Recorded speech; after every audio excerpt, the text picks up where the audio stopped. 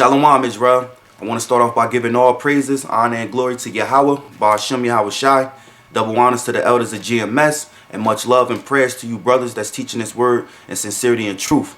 And this is another lesson of Up Early and Ready. I just woke up this morning, and I seen watching the news, and over there in Africa, the Lord is sending. Well, He been doing it, but it's just servicing now. That over there, the Lord been sending those Hamites the curse of leprosy upon them, which is the leprosy of unclean. Because you got two type of leprosies. You got the leprosy which is clean, and the leprosy that's unclean, which I'm gonna get into in the scriptures. I'm gonna keep it brief because you can actually read for yourself Leviticus the 13th chapter to get into about the plagues of leprosy. All right, and I'm gonna try to keep it short because the video is like 26 minutes long, so I'm gonna try to keep it short. But I have a couple scriptures, and one other thing is that you see people out here today that has spots in their skin, and that's the curse of leprosy of the Lord. Like the scriptures say, there's nothing new under the sun. And as you watch this video, you have the Hamites trying to kill these kids and kill these people that has the curse of leprosy on them because they know it's not right. All right, but that don't make the Hamites, the Africans, righteous. But just going back, because when you had leprosy, you had to go before the priest. But let's get into it. This is Leviticus chapter 13. I'm gonna start at 9. When the plague of leprosy is in a man, then he shall be brought unto the priest. So if it's a plague of leprosy in a man, back then he shall be brought unto the priest. All right, verse 10. And the priest shall see him, and behold, if the rising be white in the skin, and have turned the hair white, and there be quick raw flesh in the rising, it is an old leprosy in the skin of his flesh. And the priest shall pronounce him unclean, and shall not shut him up, for he is unclean. Right, and that raw flesh, because like I was telling you, you got clean leprosy and you have unclean leprosy, and a lot of people, a lot of different shades of brown. People that has the curse of leprosy on them, you see the rawness of their flesh. All right, because the so-called white man has clean leprosy.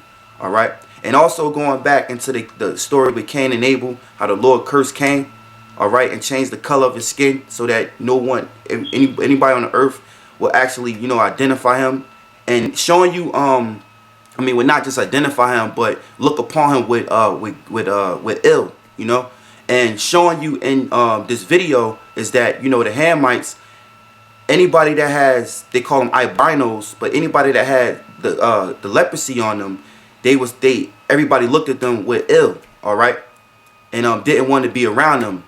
They call them a devil, they call them cursed. The family members even take their kids and bring them to like a shelter and just drop them off and never go see them again because they superstitious. Well, really, it is a curse, but they didn't want to be ashamed of their neighbors. All right, so they'd get rid of their kids that had leprosy. All right, so it says, it is an old leprosy in the skin of the flesh, and the priest shall pronounce him unclean, and shall not shut him up, for he is unclean. And if a leprosy break out abroad in the skin, and the leprosy cover all the skin of him that have the plague, from the head even to his foot, wheresoever the priest looketh, which is that, you like when you're going to see in this video, they have it from the head all the way to the foot. All right. They got to, in the summertime, it's hot in Africa. They got to wear long sleeves and they wear hats on their head. All right. And they have no hair on their head. Some of them do, and it's blonde. All right. So it says, verse 13, then the priest shall consider, and behold, if the leprosy have covered all the flesh, he shall pronounce him clean. That have the plague, it is turned white, he is clean, which is the so-called white man. All right, because it's not the rawness of his skin that actually has no melanin in it. He has clean leprosy. But those that have rawness in their skin, that you can look upon them and see that is rawness in their skin, they look weird, they look different, and you can't help but look at them. That's unclean leprosy. All right, verse 14. But when raw flesh appeareth in him, he shall be unclean. And the priest shall see the raw flesh, and pronounce him to be unclean. For the raw flesh is unclean, it is a leprosy. Or if the raw flesh turn again and be changed unto white, he shall come unto the priest. And the priest shall see him, and behold, if the plague be turned into white, then the priest shall pronounce him clean that have the plague. He is clean. All right. Another scripture real quick. This is Leviticus chapter 13, verse 30. Then the priest shall see the plague, and behold, if it be in the sight deeper than the skin, and there be in a yellow thin hair, which is the so-called white man has, yellow thin hair, and it's going to show you in the video, these kids that has rawness in the flesh of leprosy, some of them have hair and it's blonde hair just like the white man. So having blonde hair is a curse. Being a so-called white man is a curse. All right. It's a curse from the Heavenly Father, Yahawah Bahasham Yahawashi.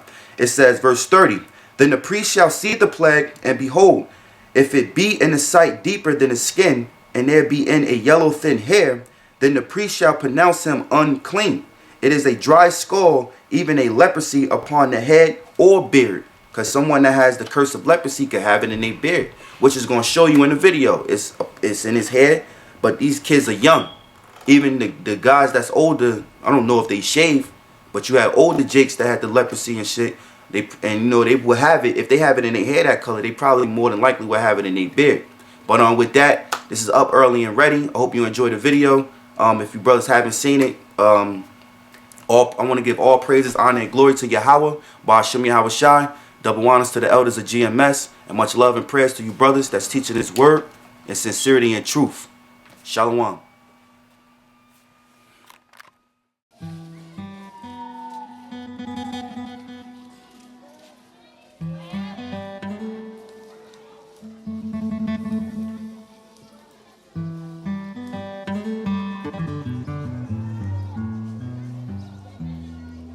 An ordinary man whom I can share my story with anyone. I remember when I was born, my mother was asked by the community members to poison me.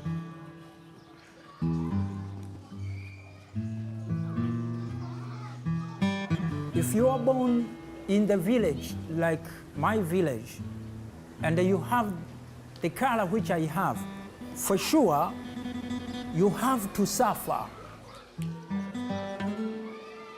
To be born with albinism in Tanzania is very tough because people think that we do not die.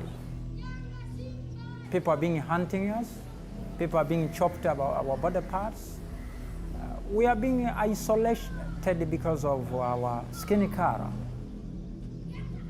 People used to call us Zeru Zeru, which means ghost.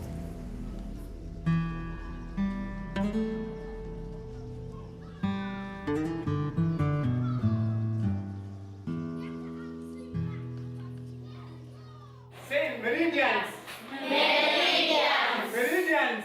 Meridians. Why do we call them meridians? Sometimes I'm scared, still very scared. Kabula is paralyzed with anxiety every time she has to leave her school campus, as it instantly takes her back to an event that happened 3 years ago. I was walking with my sister when a car stopped beside us, and a man stared at me through the window.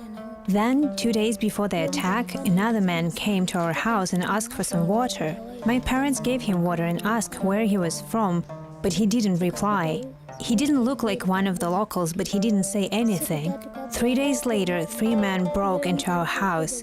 The first was the one who'd stared at me from the car. The second was the one who'd come for water, and I didn't recognize the third. It was about 9:30. They knocked, but my mother didn't answer the door. So they kicked it down and told her not to scream. They were looking for money, and Mom suggested that they take the bicycle. They just laughed. After that, they attacked me and cut off my hand. One of them brought gasoline over and told Mom to cauterize the wound.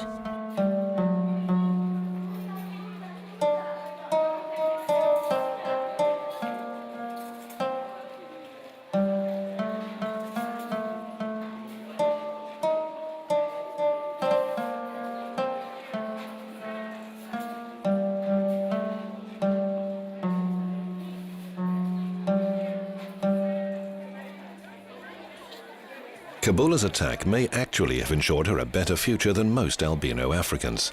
After that act of violence, Kabula's parents sent her to a special camp for albino children, where international aid organizations helped her to move on to a prestigious school by Tanzanian standards. Her time there ends next year.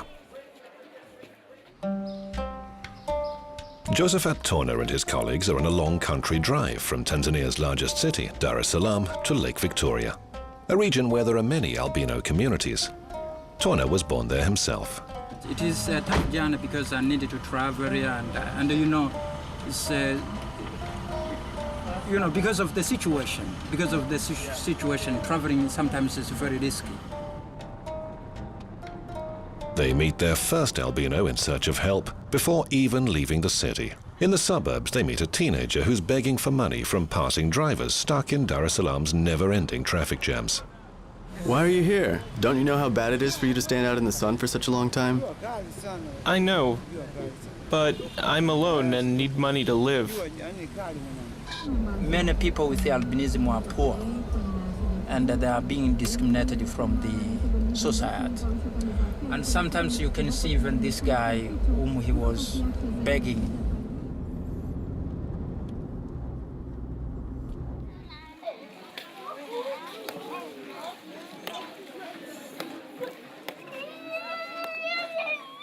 Every day at school is the same for the albino children.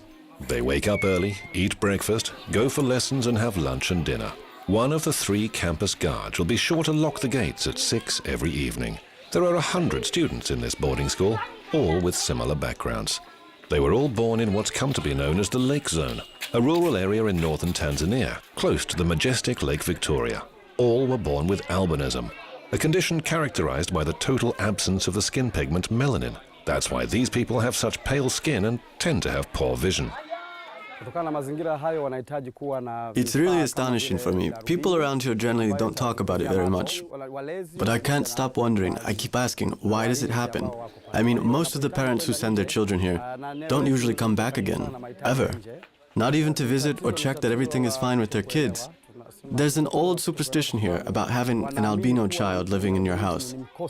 They think it's a curse, that it's bad luck. To be honest, there are a lot of people who believe that sending their child to our school will lift this curse.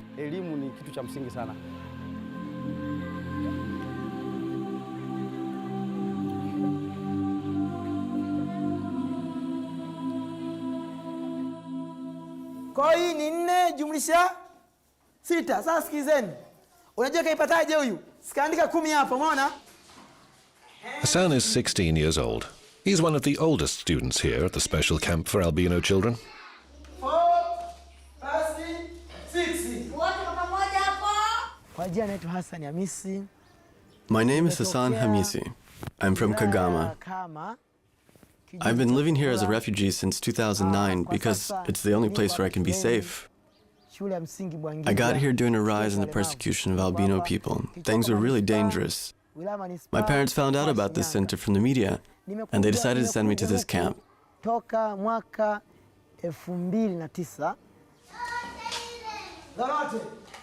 Hassan finished elementary school long ago and should have left this educational institution. But somehow the teenager persuaded the authorities to allow him to stay.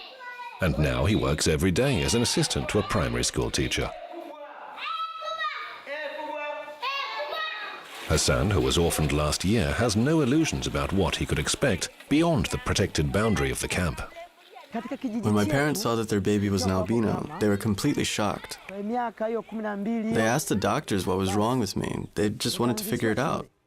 One of the doctors in the hospital explained that this is a normal condition, actually. My mother loved me a lot, but when I went to school, I caused a lot of trouble and a lot of problems for her. My classmates were really frightened of me. They were too scared even to touch me. They said that if they touched me, I would just start bleeding, or maybe even just disappear completely.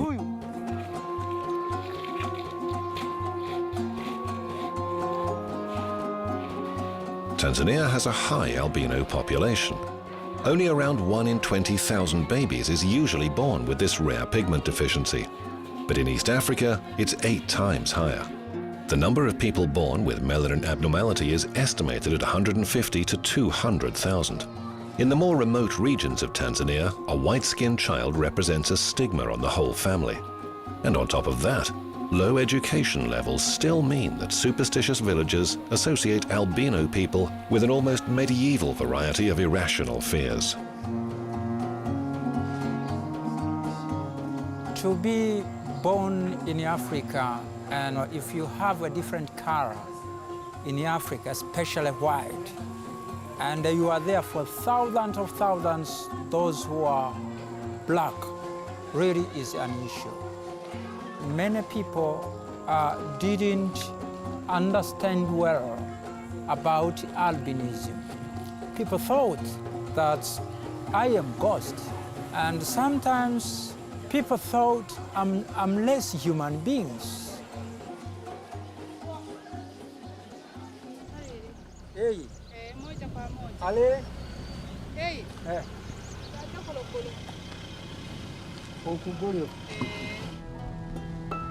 The start of the 21st century saw a widespread breakout in albino hunting. According to official information, dozens of white-skinned victims were reported killed every year. But the real number is likely to be much higher, considering that many of the attacks were never reported to or recorded by the police. The victimization always followed the same pattern.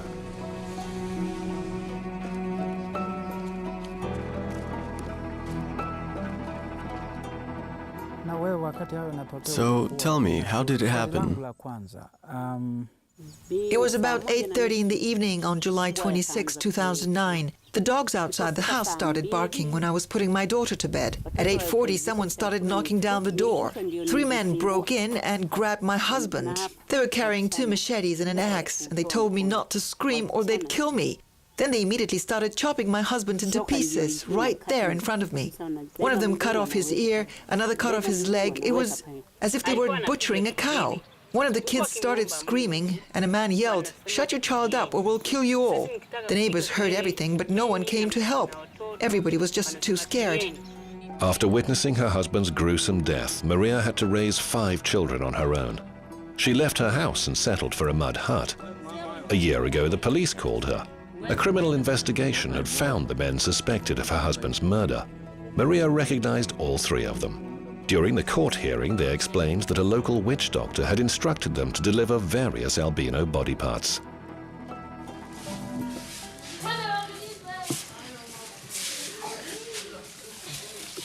This is my bed. This is my bed. I sleep in here. Hassan has now lived for 5 years at the boarding school for albino Africans. His whole world is within the campus. Everything he owns fits easily into this small metal box. This is a mine. My cap is special for preventing sun. Today, his regular and settled daily routine has been disrupted. We have in this box, again, we have clothes. Clothes, this will be used. As you know, many children are being, the parents are bringing them here, but they do not have enough equipment, enough clothes. So we thought we have to give to the children. Local authorities were shocked by the wave of albinos being murdered in the 2000s. In that situation, the government had to set up a number of camps whereby these children will be taken care of. And this Buhangiji Center is one of such centers with a population of about 248 children with albinism. What we are missing now is inclusion. If you send me to the camp today, it's really that is exclusion. Because I would like to live like other people, the way how they live in the community. But we are missing. We are, if you see children, like the children with albinism are in the camp, it's really you cannot believe. It's an unbelievable story, but it's a true story.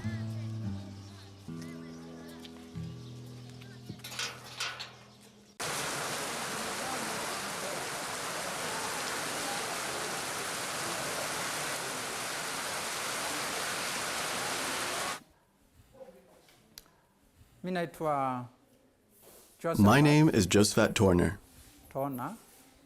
Navafahamu? Who do you think I am? Unaenda?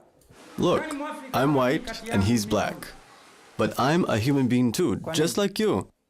You're a ghost. Sasa ndio Me? nikuuliza A wewe ghost? una maana gani? Yeah, you're a ghost. Kwa hiyo mimi ni zeruzeru wewe. Touch my hand. Does that feel like the hand of a ghost? Mpigieni makofi. Josephat is visibly upset. He had hoped that in his home village people would be more tolerant and better informed. But he soon learns that the attitudes of modern school children towards albino children have barely changed from the superstitious stereotyping Josephat had to endure as a child. This is the school where actually I grown up, and I started here from standard 1 up to standard 7. When I was here, I was alone. Many children actually didn't know what is the albinism. So sometimes I wanted to play with them, but really they ran away because they were taught that, albinism is a curse.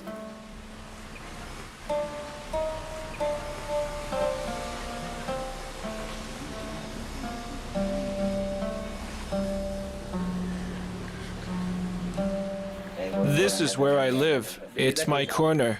Do you want to see where I sleep? A tiny 2-square-meter spot of land in the open air is what 50-year-old Saeed calls home. For 3 years, he's been forced to live with his sister and at her expense because he can no longer find work. Saeed has become virtually disabled simply by the color of his skin.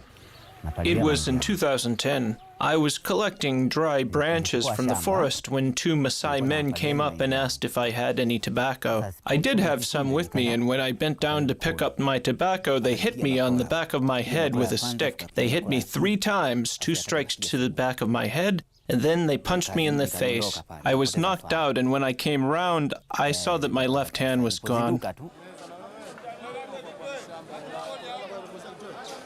Saeed's attackers were never found. His severed left hand was probably traded on the thriving underground market where albino body parts are highly valued by local witch doctors.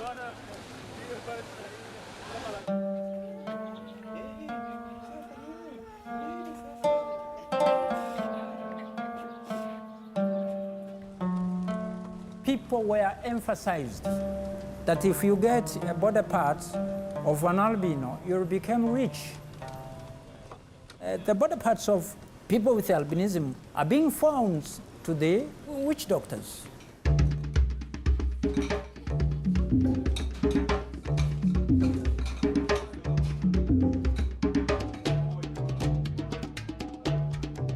In Tanzania, witch doctors or traditional healers are endowed with enormous power and authority.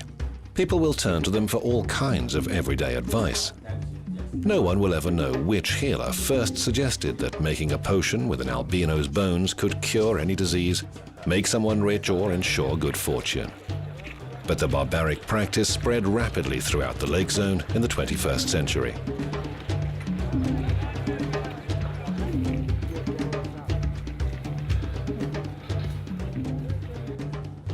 During their travels, Josephat and his colleagues had the rare opportunity to talk to Mrs. Juma, one of the region's most powerful and influential witch doctors. Juma's body is said to be possessed by the spirit of her long-departed grandmother whenever she falls into a trance, and so here she claims to be speaking on behalf of her grandmother.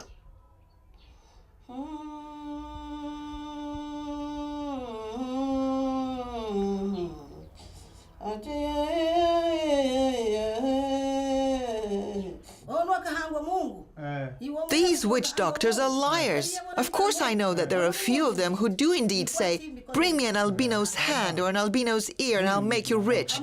But this is not magic. This is just fraud. But I never told any of them to do so. They made it up themselves. Now they make money out of it. Personally, I only use traditional magic. And for our craft, we never use methods like that.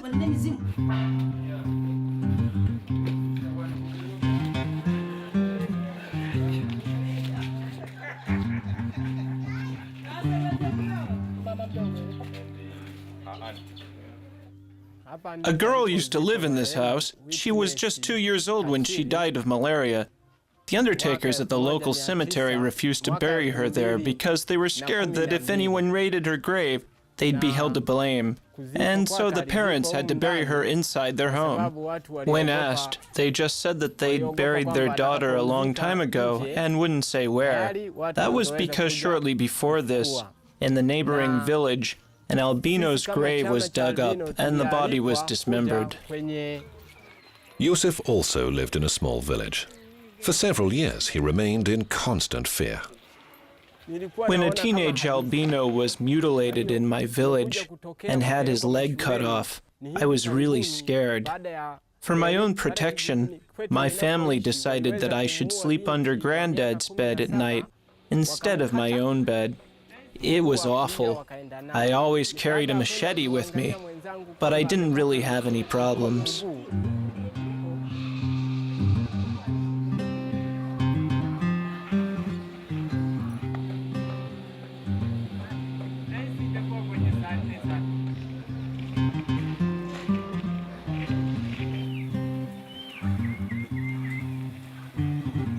Farmer John is, by local standards, an independent and wealthy man.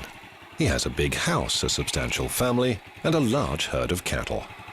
John is used to being self-reliant, and when he heard rumors that the locals were hunting albinos, he was ready to protect his own white-skinned children. Look, I was prepared to defend my children with the help of this.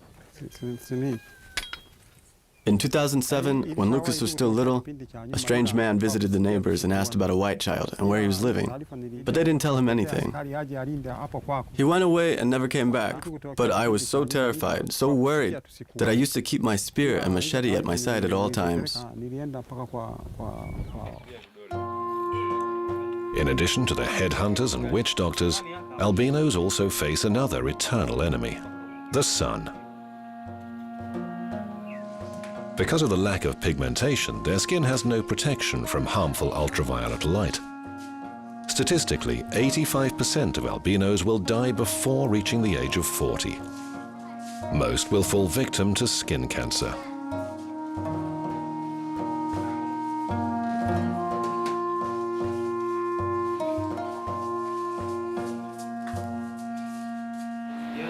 For me, the disease started a few months ago. First, it was no more than a small tumor, a bit like a mole. I barely even noticed it at first, and then it started growing really fast, and now, as you can see, it's turned into this lump. I went to see the local doctors in Mwanza. They only said it was some kind of inflammation. It was only a few months after that that they finally told me that I needed to come here, but I didn't have any money to pay for travel. I got here 2 days ago.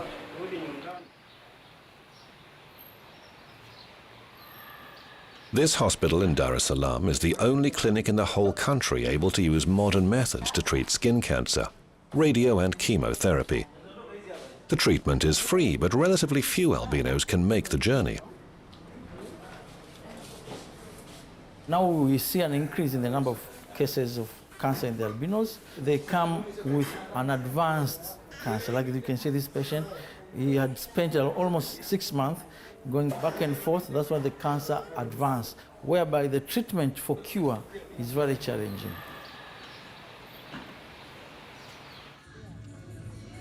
After dinner, Hassan plans to venture outside the camp. He has a little money after some generous visitors have been to see him.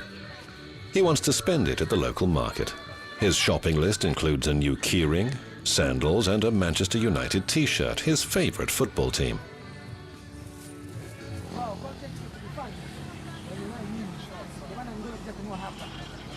Until the evening when the harmful sun sets, he'll study English. This is a summary, geography. Geography is a study of money and the surrounding our environment. Hassan hopes that knowledge will be useful because, sooner or later, he knows he'll have to leave the camp. As he drifts off to sleep, his dreams are just the same as many other African children. One day, Hassan wants to be rich. I can't imagine what my future will be like when I leave the camp, but I would very much like to become a businessman. I need some startup money for this but I'm an orphan, and unfortunately, I'm not on very good terms with my other relatives. They're ashamed of me because of the color of my skin. I have nowhere to go. I thought of becoming a musician, but that's not likely to work out. Kabula will finish school in a year and has to make an important life decision. Her dreams are not the same as Hassan's. She doesn't want riches. She dreams of justice. I want to be a lawyer and help other people like me, other albinos, to protect them. The 3 men who attacked Kabula and severed her arm were arrested. She saw them in court and now says she's forgiven them. I was sitting directly opposite them and they didn't say a thing. I also kept my silence. I know that they only did what they did to escape poverty. All they wanted was some money. I looked at them and I felt sorry for them.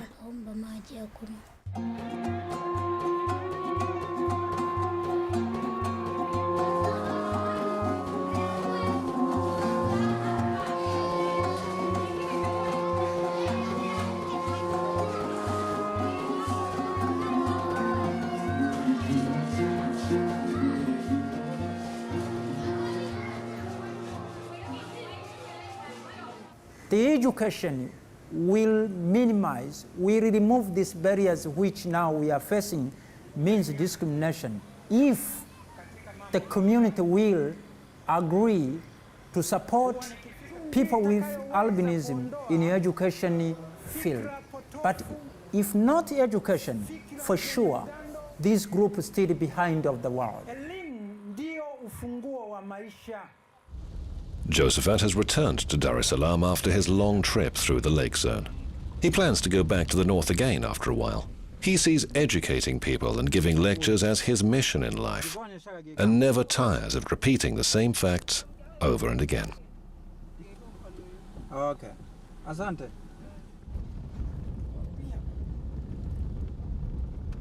My blood and your blood, it doesn't mean that if I cut here, maybe my blood will be blue or yellow. Not. My color has forced me to be a refugee in my home country because of my color.